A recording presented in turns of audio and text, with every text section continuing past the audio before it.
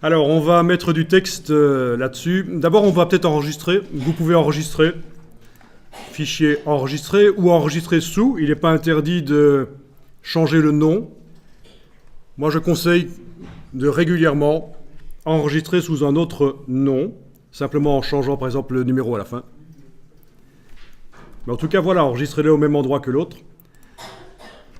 L'intérêt d'enregistrer sous un autre nom régulièrement, c'est que il faut savoir que les fichiers InDesign, ça devient parfois corrompu.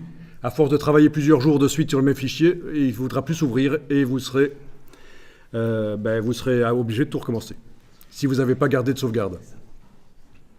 C'est un fichier XML, en fait. Un fichier InDesign, c'est du XML et c'est quand même très très complexe et ça peut bugger.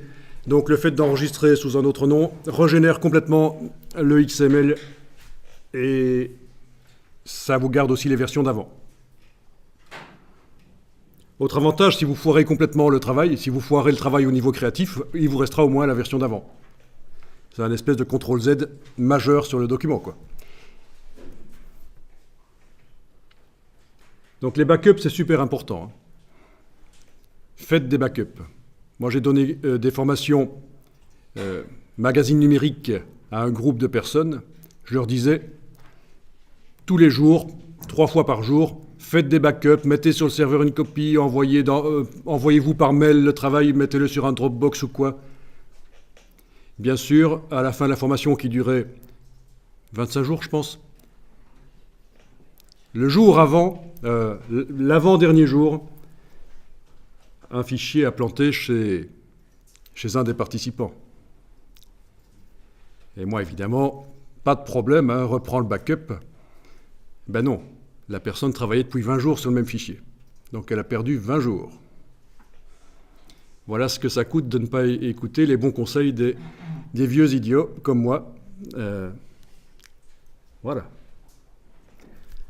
Donc faites des backups, c'est super important, ça ne coûte plus rien à notre époque.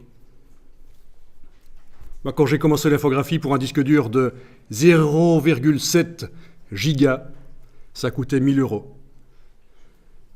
comparé à ce que vous avez aujourd'hui. Ok, alors on va dans la palette des calques, parce que les calques c'est important, ça permet de mettre des éléments sur différents niveaux de construction dans le document. L'intérêt c'est vraiment que ce soit plus facile à gérer les documents. Quand on veut chipoter sur un des objets de la page, on peut rapidement verrouiller les autres s'ils sont sur un autre calque. Donc menu fenêtre calque, je vais déplacer la palette de calque avec son onglet, cliquer, glisser. Voilà. Je préfère. Et donc pour l'instant on travaille sur un calque qui est le calque de départ du document, dont les vecteurs apparaissent en bleu comme vous voyez. Ok, on va pouvoir le renommer si vous voulez. Vous pouvez double-cliquer sur lui et, comme nom, vous lui mettez le nom image. Ensuite, on va créer un autre calque. Oui, au fait, celui-là, si on ouvre, vous voyez qu'il contient 2 images. 2 objets, 2 images. Si vous ouvrez ici. Vous voyez que j'agrandis la palette.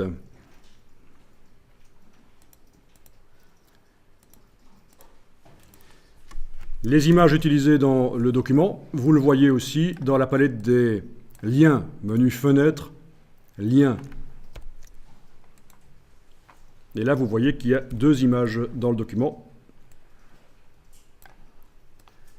Et on vous indique même sur quelle page elles se trouvent.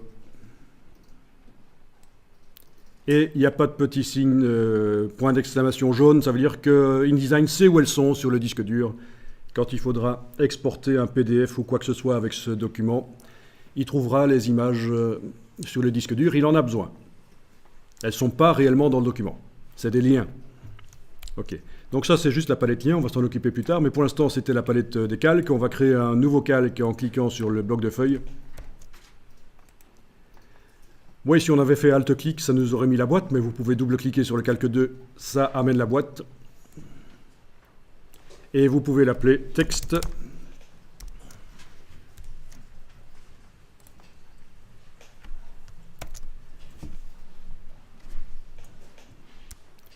Et vous allez verrouiller le calque image en cliquant sur la case vide en face de son nom. Et on indique qu'on travaille sur le calque texte. Il est en surbrillance, il est bleuté comme ça, voilà.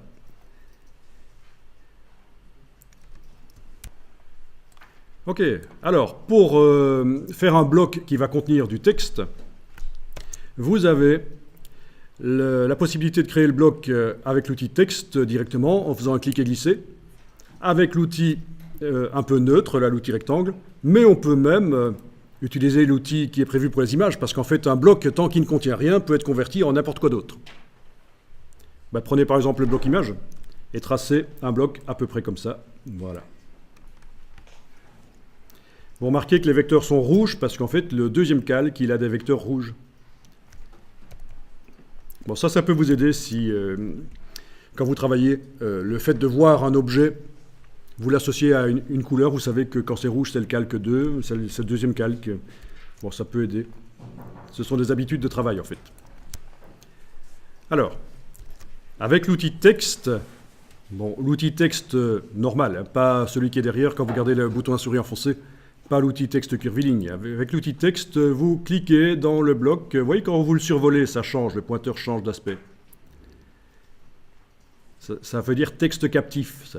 Vous cliquez et les diagonales s'en vont. C'est un bloc texte, vous avez le curseur qui clignote en haut à gauche du bloc.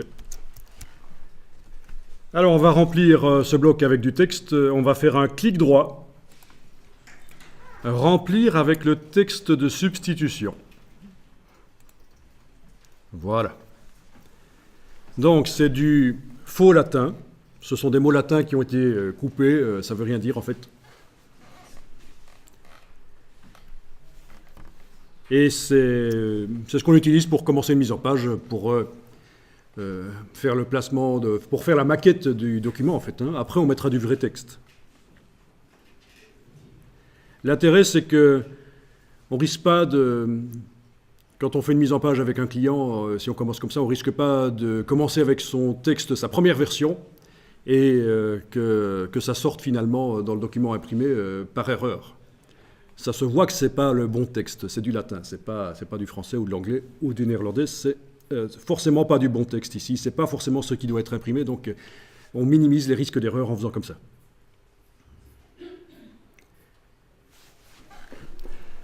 Ok. Alors, on va faire en sorte que l'image repousse le texte, et pour ça, il faut sélectionner le bloc de l'image, mais pour ça, vous devez déverrouiller le calque. On va déverrouiller le calque de l'image, des images, voilà, dans la palette des calques. Et vous allez pouvoir sélectionner le bloc de l'image, pas l'image elle-même, hein, le bloc. Et on va lui appliquer un effet d'habillage. Menu fenêtre, habillage de texte. C'est la palette habillage de texte.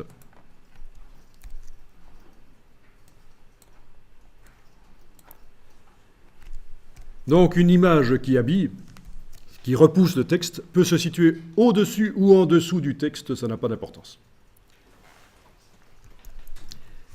Elle est bien sélectionnée, le bloc est sélectionné.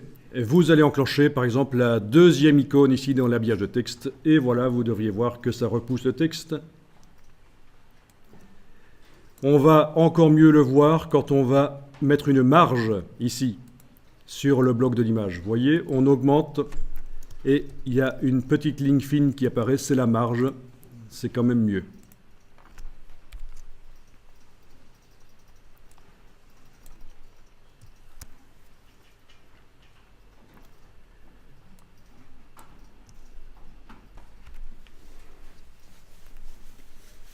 Bon, c'est vrai qu'au niveau du style d'objet, on a maintenant une image qui a un style un peu différent de l'autre, hein, parce que celle-ci a de l'habillage et celle-là n'en a pas.